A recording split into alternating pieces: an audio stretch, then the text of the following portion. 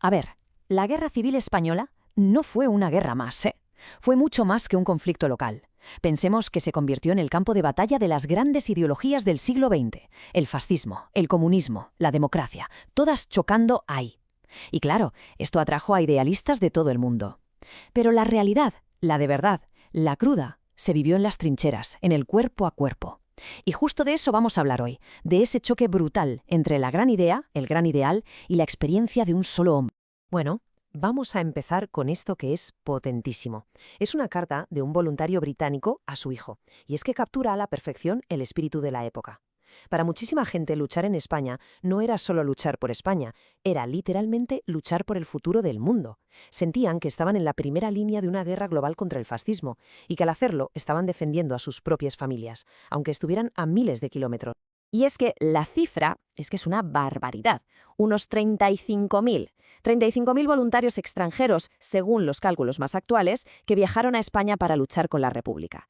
Paremos un segundo a pensar en lo que significa eso. La convicción que hay que tener para dejarlo todo, tu casa, tu curro, tu vida entera, para irte a un país que no es el tuyo a meterte en su guerra. Es algo increíble. Estos voluntarios, precisamente, formaron una de las unidades más legendarias y también más controvertidas de la guerra, las Brigadas Internacionales. Vamos a ver un poco quiénes eran exactamente. El origen de esta gente es fascinante, de verdad. Venían de más de 50 países, pero ojo, la mayoría no eran soldados de carrera, ni mucho menos. Eran obreros, mineros, artistas, escritores, gente reclutada en su mayor parte por los partidos comunistas a través de la Comintern. Claro, su falta de experiencia militar, algo que el propio Foreign Office británico señaló en su momento, contrastaba una barbaridad con las tropas profesionales que Alemania e Italia enviaron para apoyar al otro bando. Y mientras el mundo veía a España como un gran tablero de ajedrez ideológico, dentro del país la visión del bando sublevado, el que lideraba Franco, era muy distinta. Para ellos esto era una guerra interna, una especie de cruzada. Esta cita de un propagandista de la época es que es increíblemente reveladora. Usa el lenguaje de la reconquista, nada menos. La campaña de siglos para expulsar a los musulmanes. Pero aquí el enemigo no es alguien de fuera, es interno. Son los separatistas y los traidores de Cataluña y el País Vasco. La meta, por tanto, no era solo ganar una guerra, era purgar y reunificar España bajo una única visión. Pero, cuidado, porque esa visión no era un bloque de granito. Dentro del propio bando nacionalista había una tensión fundamental. Por un lado estaban los falangistas y otros grupos que buscaban un centralismo absoluto, una España homogénea impuesta desde Castilla. Pero por otro estaban los tradicionalistas, como los carlistas, que defendían una España de regiones diversas, unidas por la monarquía y los fueros, sus leyes tradicionales. Y esta contradicción, en realidad, nunca llegó a resolverse del todo. Y ahora vamos a hacer un cambio radical. Dejamos atrás las grandes ideologías, los discursos políticos y nos vamos a centrar en la realidad pura y dura, en la historia de Francisco Rivera, un joven gallego que no luchaba ni por el comunismo ni por una nueva reconquista. Luchaba sencillamente porque le llamaron a filas. Esta es la cronología de cómo un chaval del campo se convierte en soldado. Nace en una aldea pequeñita de Galicia, en zona sublevada desde el principio.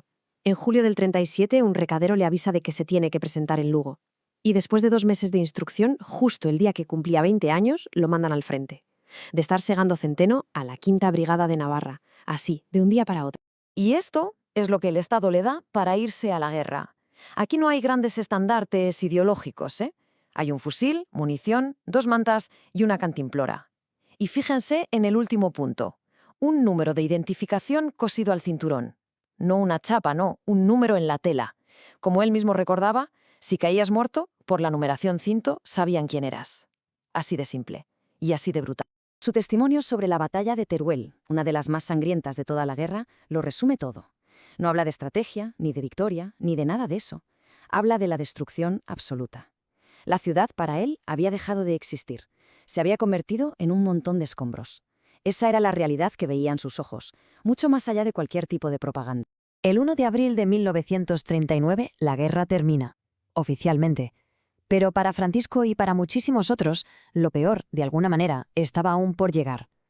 La violencia del campo de batalla se acabó, pero dio paso a una violencia diferente, más fría, más sistemática. Esta frase es el resumen perfecto de lo que Francisco vivió justo después. Con el último parte de guerra firmado, la lucha por sobrevivir tomó una forma completamente nueva. El enemigo ya no estaba al otro lado de una trinchera, ahora estaba en una lista. Francisco lo describió con una claridad que te hiela la sangre. Ya no era el caos del combate, no, era un procedimiento. Se llegaba a un pueblo, se rodeaba, un falangista local presentaba una lista con acusaciones. Fulano mató al cura. Y con eso bastaba. Se detenía a la gente, se llenaba la plaza de toros de Gelín y de madrugada se les llevaba a un arroyo y se les fusilaba, noche tras noche. Y aquí está la clave del trauma. En la guerra, decía, si podías matar a 10, matabas a 10, porque ellos iban a hacerte lo mismo. Pero esto era distinto. Era matar a sangre fría. Como él mismo dice, que a ti no te ha hecho daño, era una orden. Una orden para ejecutar a gente indefensa que te convertía de repente en verdugo. Entonces, ¿qué queda cuando todo el ruido de los manifiestos y de las arengas se apaga? ¿Qué queda de esa lucha global contra el fascismo o de la cruzada por la unidad de España cuando lo miras a través de los ojos de quien lo vivió en su propia piel? Es que esta respuesta es simplemente demoledora. Pensemos bien. Después de casi 4 años de servicio, de las batallas, de las heridas, de los fusilamientos, después de todo ese sufrimiento en nombre de las grandes causas, lo que Francisco se llevó a casa, lo único tangible, no fue la gloria, ni una patria unida, ni un mundo libre de fascismo. No. Fueron piojos. Así de crudo. La miseria más básica y humillante que se puede imaginar.